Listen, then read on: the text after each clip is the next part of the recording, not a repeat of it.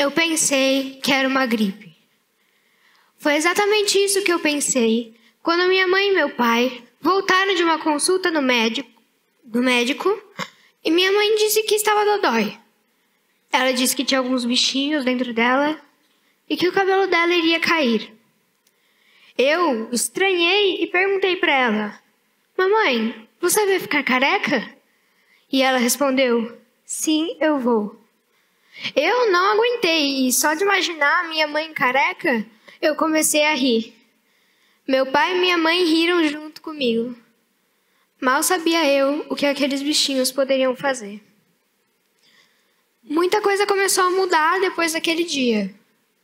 A primeira coisa que aconteceu foi que meu pai, no dia seguinte, saiu de casa de manhã cedinho e voltou careca. Acho que ele tinha feito aquilo para que minha mãe não se sentisse envergonhada de ser careca. Se bem que o meu irmão, na época, que só tinha 10 meses, ele era muito careca, ele quase não tinha cabelo. Meu pai e ele tinham ficado igualzinhos. Outra coisa que mudou foi que meu pai, que passava a maior parte do tempo no trabalho, começou a ficar mais em casa. Ele começou a nos ajudar no banho, a nos levar para a escola e a fazer a nossa comida. Tudo isso, quem fazia antes era minha mãe. E a minha mãe, ela começou a sair mais de casa, porque ela tinha várias consultas no médico, sessões de acupuntura, quimioterapia e exames de sangue toda semana. Mas a minha mãe, ela sempre teve muito medo de agulhas. O meu pai me contou uma vez que no meu nascimento foram necessárias 7 pessoas para segurar ela, só para ela ser anestesiada. Eu lembro de uma vez que eu e meu irmão fomos com ela em um desses exames de sangue e eu fiquei do lado dela, segurando a sua mão. Ela até ganhou um certificado de coragem, daqueles que as crianças ganham quando não choram para tirar sangue ou tomar vacina. E nele estava escrito: "Parabéns, você foi muito corajosa." E eu também acho que a minha mãe, ela foi muito corajosa, porque ela conseguiu passar pelo tratamento e vencer o câncer. Lembra que eu falei que a minha mãe ia ficar careca? Pois é, esse dia tinha chegado. Quando o cabelo da minha mãe começou a cair, ela decidiu que queria raspar em casa. O meu pai comprou uma tesoura e pegou a maquininha de barbear dele. A gente colocou uma cadeira no meio da sala, a gente ligou uma música na TV e começamos a cortar. Primeiro com a tesoura e depois raspamos com a maquininha. Mas sabe de uma coisa? Quando eu lembro da minha mãe, eu sempre lembro dela com aquele cabelo longo e loiro escuro que ela tinha. No final do tratamento da minha mãe, nós fomos para São Paulo para uma consulta no médico. Quando essa consulta acabou, nós saímos do hospital e fomos para um aquário. O que eu mais gostei desse nosso passeio foi ver um urso polar, que mergulhava na água e subia para a superfície com a barriga virada para nós. Eu acho muito bonito esse urso. Vocês também não acham? Esse foi o nosso último passeio juntos. E nós aproveitamos cada minuto. Hoje, eu sei que eu sou diferente dos meus amigos. E que eu aprendi a viver em águas geladas. Depois desse nosso último passeio, a minha mãe, que passou quase o tratamento inteiro dela em casa, começou a ter que ir mais para o hospital. Eu me lembro de uma vez que eu e meu irmão fomos para lá para mais uma visita.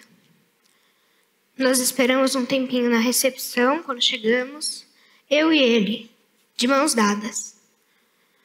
Quando chegamos no quarto, demos um abraço bem forte na minha mãe. Eu pensei que era uma gripe. Mas minha mãe morreu de uma doença chamada câncer de mama triplo negativo, que é um câncer bastante agressivo. No dia, eu não sabia disso, mas esse foi o nosso último abraço.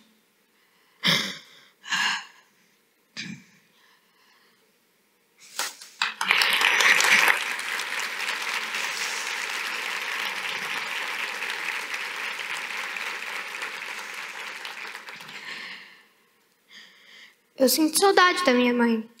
A saudade, ela dói. Mas mesmo assim, eu sou muito feliz. Porque eu tenho várias pessoas incríveis ao meu redor, que me amam do jeito que eu sou. Muitas pessoas, elas têm medo de me perguntar sobre a minha mãe, ou de falar sobre ela comigo. Mas algumas pessoas, elas vencem esse medo. E para essas pessoas, eu digo que gosto de falar da minha mãe. Eu choro quando falo dela, mas tá tudo bem.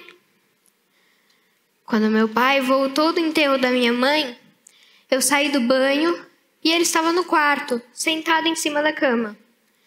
Eu sentei ao lado dele e ele disse que a mamãe tinha virado uma estrelinha. Eu chorei e ele disse que estava tudo bem chorar e sentir saudades. E que quando isso acontecesse, era para eu falar com ele. E ele disse também que quando ele sentisse saudades, ele iria falar comigo. E ele fala. Mas quando nós estamos falando da mamãe e o papai tira o óculos, ele nem precisa falar que está com saudade, porque eu já sei. Daí, eu dou um abraço bem forte nele e fica tudo bem. As pessoas, elas não devem deixar de falar da pessoa querida que morreu. Eu gosto de falar. Acho que muitas pessoas também gostam.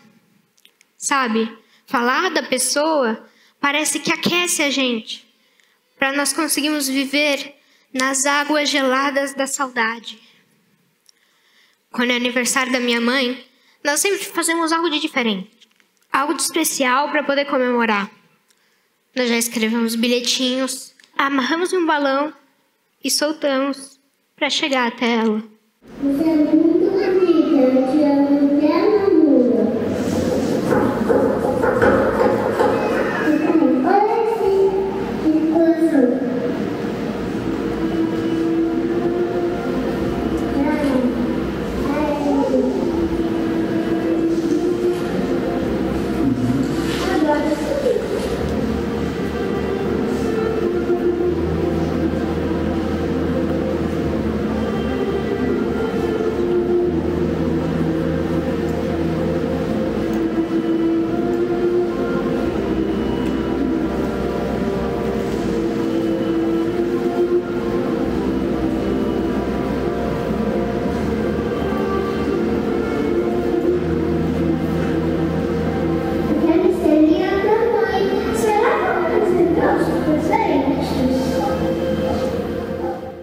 A gente, eu, meu pai e meu irmão, sempre saímos para comer o doce favorito da minha mãe, que era tiramisu.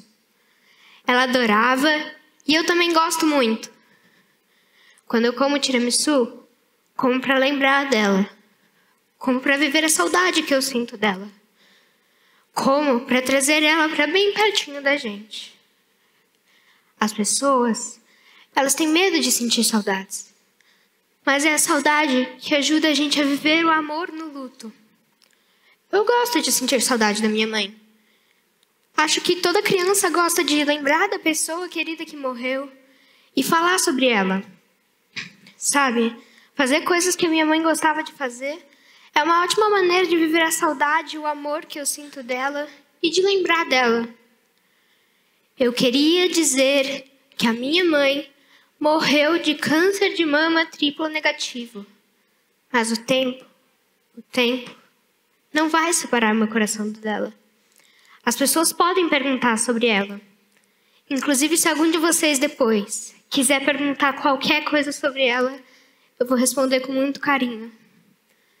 Eu sei que eu vou sempre comer tiramisu. E que eu vou sempre querer comer tiramisu. Muito obrigada.